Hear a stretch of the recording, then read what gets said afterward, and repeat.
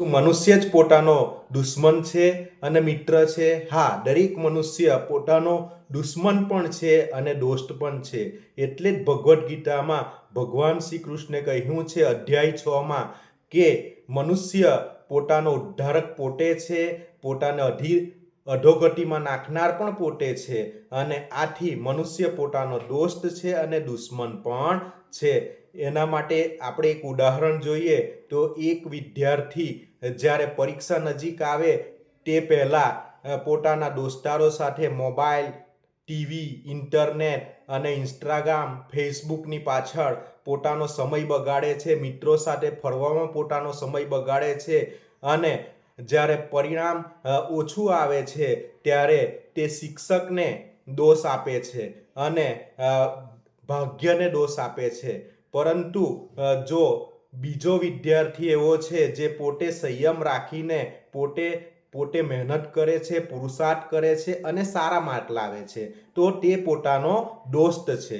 પરંતુ જે પોતે મહેનત નથી કરતો અને બીજા પર દોષ આપે છે તે પોતાનો દુશ્મન છે. તે જ રીતે બીજું ઉદાહરણ લઈએ તો એક માણસ શું કરે છે કે બેઠાડું જીવન જીવે છે અને પોતાના જીભ પર કંટ્રોલ રાખી શકતો નથી. પીઝા, બર્ગર અને બધું ખાય છે અને તે પોતે બેઠાડું જીવન જીવે છે, યોગ અને પ્રાણાયામ કરતો નથી, એટલે પોતે પોતાનો દુશ્મન છે. જ્યારે બીજો વ્યક્તિ પોતે રોજ સવારે ઉઠીને પ્રાણાયામ કરે છે, યોગા કરે છે અને પોતે પૌષ્ટિક આહાર લે છે અને ઉર્જાવાન બને છે, એટલે તે પોતાનો મિત્ર છે.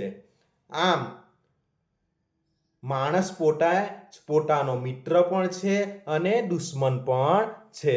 તે જ રીતે વાત કરીએ તો એક માણસને ખબર છે કે વ્યસનથી પોતાની જિંદગી ખરાબ થાય છે, છતાં પણ પોતે વ્યસન કરે છે અને આ રીતે પોતે પોતાનો દુશ્મન છે. પણ તે માણસ જો જાણે કે વ્યસનથી જિંદગી ખરાબ થાય છે, કુટુંબ ખરાબ થાય છે, પૈસાનો પણ બરબાદી થાય છે અને આ રાખીને પોતે નિયંત્રણ જો પોતાની ઇન્દ્રિયો પર રાખે તો તે વિવેક બુદ્ધિથી જો નિર્ણય લે તો પોતે પોતાનો મિત્ર બની જાય છે.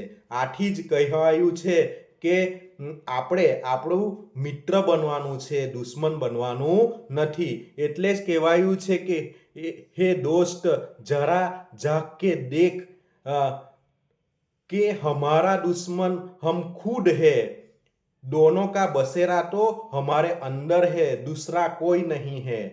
हमारा दुश्मन हम खुद है और हमारा दोस्त भी हम खुद है.